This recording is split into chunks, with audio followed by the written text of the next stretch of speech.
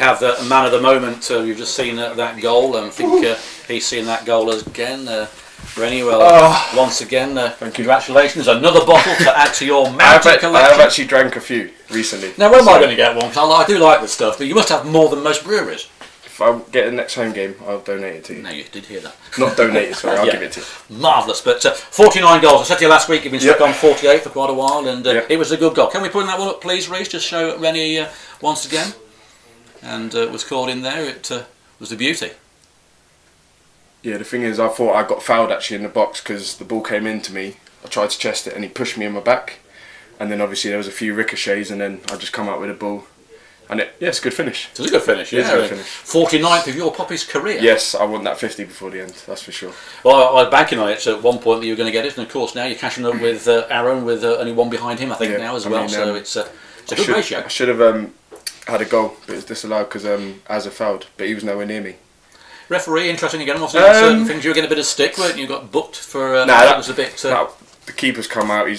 You do what keepers do and kind of do whatever, and he's just bounced off me straight onto the floor. So. What was the difference in the first half, the second half? First half was a bit like a chess game. It was a bit of a stalemate. I thought we played well and we defended well. Some of our final balls, that was it really, and then second half. More of our final balls were getting into the box with better quality. I mean, Bateman's throw and then my flick on for the first goal. Yeah, let's see that, because that flick on was instrumental in Bateman getting his Brighton getting that goal. He doesn't get many with his head, does he? They're normally free kicks, but this was a beauty. There's your flick. And, cool. I mean, that's another. You're the target man, aren't you? Yeah, I mean, that's another assist. So I think that's about 16 goals now. I've assisted again. Look and. I mean, every goal kick that Paul puts in, it's aimed straight at you, isn't it? And you do win an enormous amount of those headers. And it was tough today, wasn't it? They were quite strong at the back. I always think that defenders should be winning all those headers, to be honest. In theory, they should. In theory, they should, but obviously I'm doing a good job. Doing a good job, and that's your experience. And of course, then Liam Canavan chipped in with the goal in between, didn't he? And it was they all stood still in that penalty area, didn't they? Yeah. And I got the flick on actually, and then so I got the flick there, and then straight in to the middle, and then that's a great finish because he literally had his full back to goal and kind of flicked it over, crossbar in. So home and away you've scored against Slough. We've been a top 5 side. They didn't really, considering that they are a top 5 side going for promotion, they didn't really cause too many problems. Paul White didn't really have too much to do, did maybe they? The pitch, I was saying it today, the pitch was pretty bad. I mean, I had mixed studs, and at half time my feet were burning, and so would other lads, so I had to change. These are actually very powdery, wasn't it? These are Brett's boots. So, and they're a bit tight. I'm a 9.5, and these are a 9.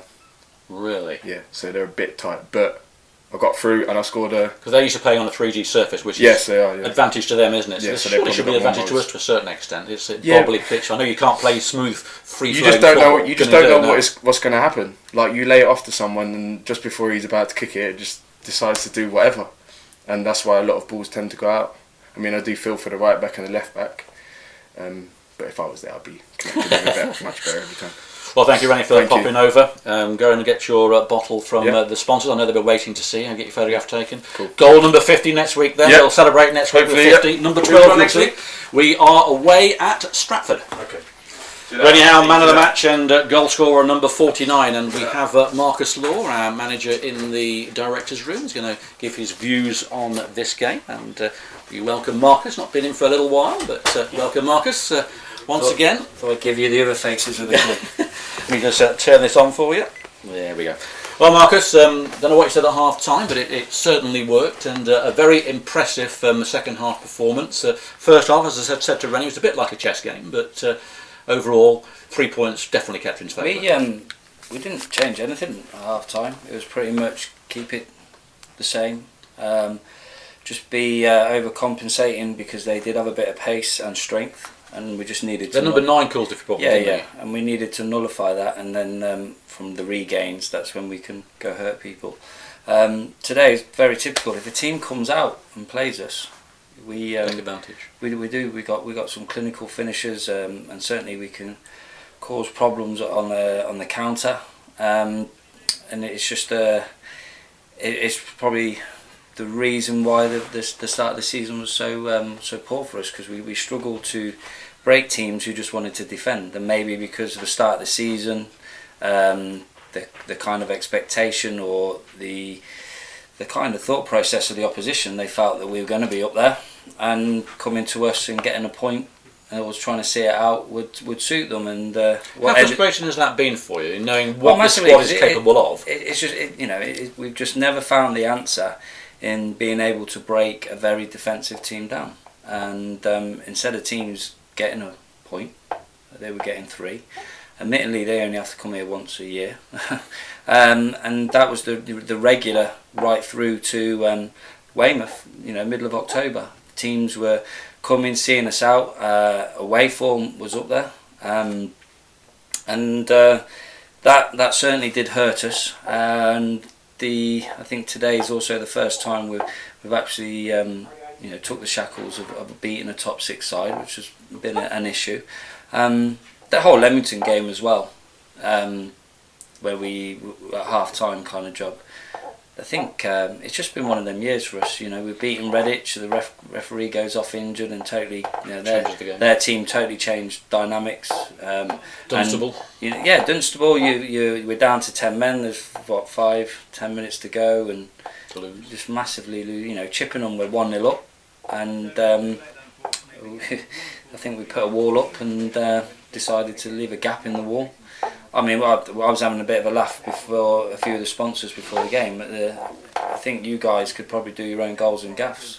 I don't know if we'll get to 101, but we've had a fair few ricks here. Even up to last week, which Whitey got a bit of stick for. We have got that one. I didn't want to show it to you, but we've got a fair few. I mean, I could recollect them all. From goalkeepers running out, from collisions. Haran against Merthyr, where we got ourselves back in the game, and collisions of centre halves. It's even the one at Cinderford where the ball went wide of the post when they couldn't score. The goal to go 2-1 up. Yeah, but even the goal that they scored. It's been a season of human error. I think I can count on one hand the amount of teams we can honestly say, they've absolutely destroyed us, and we've got nowhere on. I think Merthyr away, probably the 2 Leamington games. Basingstoke, I remember with it away. Basingstoke. That was a surprise, that one, really. We had a fair few suspensions and injuries. We were very weak that day. But, we are where we are for whatever reason, and I think the lads are just showing that they have got a lot of pride. And I think last week we scored 2 or 3 goals in the last 2 goals in the last 15. We did that the week before. Got 2 goals in 8 minutes today. Yeah, so they're giving everything. They've got pride, and hopefully we can go out on Tuesday, put on if we put a similar show to today in the way we go about our business. We have a fantastic opportunity to gain silverware, which would be nice over the 2-year period. Not quite the silverware we aim for or wanted, but it's a competition that we've got to the final in 2 years on the bounce, and it hurt us in that last minute corner. So let's go and put a bit of positivity out there. Cambridge City are the last team that we will play at home this season. It'll be a rebuilding side probably in the summer for you. The hard work starts again. You told me originally when you came it would take 3 seasons to get a sort of settled side sorted out for promotion. This will be the 3rd season. Is that still your sort of aim? I think initially I think that this level in itself is quite Hereford next year in here maybe. And they will be a very strong outfit, though. It's very, very professional and organised, this level and players. And what Hereford will find is that they're in their division. Any best player in that area they'll be able to pick up and take. What they'll find now is there ain't many Kettering players or Hitchin players or Kings Lynn players who are going to travel to Hereford. So the challenge will be calibre. I certainly know Hereford. It's not around the corner, so generally their budget might be stretched through people having to travel. So the quality maybe not as high, but they're going to be a big club. They're going to be a big outfit, a good fan base. They will. This is a tough league. There's some big budgetary clubs who have all aspirations of going up, and we fell short a little bit this year. Me personally, looking at probably my ethos to probably what's required at Burton Latimer. So we're already searching for the right personnel that suits, that's going to play here, and maybe we might not be as expansive, certainly at home next year, and purely because it is the home form that's got to get you through the season. The away form's been the best we've had for 3 years. Yeah, and that's because we've got the quality. Teams generally come out at you. We, as I just mentioned, we've just really struggled in breaking teams down who came here for a point. Everyone talked about pre-season. Well, if that's the case, then why did we do so well away from home?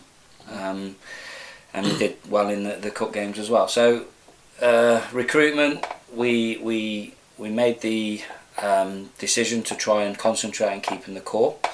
We lost one or two. Probably we didn't replace them, or the likes of players we thought would come in and do the job didn't. And then maybe the 2 or 3 who really performed well for us last year didn't quite get going this year, and then we've ended up a bit of swapping and changing, and at times the balance and sort of continuity hurt us. But I look at James Hall, I look at Aaron O'Connor, I look at Rene. I think there's goals there. There's midfield, there's creativity, there's wingers if we need them. James Harron's performance today is putting a question of that sort of no-nonsense holding midfielder. Certainly a lot different today, wasn't it? He had a very good game today, and physically, and good size as well, which helps. Kelly did well today, didn't he, as well? Jack gets his criticisms. He's technically very good. Sometimes we can be all a bit too impatient. We expect the end product, or we think because we're Kettering bring a player in and he's the real deal straight away. It takes time, and I'm quite comfortable with Jack. The decision making and defending needs to be tightened up slightly on one-on-one situations, but generally positioning, listening and communication, he's there. Whitey we're really happy with. Good presence. He's not a personality that will be outshone in the dressing room. He knows what he wants, and no matter who you are, he's got a bit of pride about him as well, hasn't he? Yeah, and he's got an edge to him, and at times that will be a failing, which we've seen, but 99% of the time it comes through and gives you something that makes you comfortable in what he's given us. Okay, then Marcus, we'll just show you the goals, and let's see, goal number 1 then, that was scored by James Brighton, and a lovely little flick on by Rene Howe from the throw-in. We caused problems there, didn't we? The longer the throws went on, and we were getting a bit frustrated that we weren't gambling or getting on them, and the timing of it was excellent. The keeper didn't know he couldn't come. It was a flat ball, and I think Rene wins probably 99% of his headers. So it was anticipated, and a very good finish, because he's seen it coming in and he's lobbed it over, hasn't he? And another assist from Rene Howe to give Liam Canavan a rare goal this season. He's not scored as many goals this season, but this was a good finish in a difficult position. Yeah, I mean, we're having a bit of banter on the bench, because we have a certain direction, and I think Liam's just... There's obviously a communication in there. They thought they could hinder the goalkeeper. And fair play to them, it's worked. It's a do or die for players there. If we don't get anything from it, Liam would be getting a lot of questions why he was out of position. But he's took advantage of it, and you give credit where it's due. And then the icing on the cake with Rene getting his 49th goal for the club since he joined. Shame he ain't done that in the last 2 seasons. Yeah. But a good finish from Rene. Oh, we were right behind that. I think he got a bit riled by the challenge he just received inside the box. Strange one. I thought the ref probably could have given it from the way he was giving against centre halves, but he didn't, and that maybe give him the edge. And I think there was only one thing in his mind. No one was really going to get it off him. He's held everyone off, and he's pressed the button for his left foot and swung it.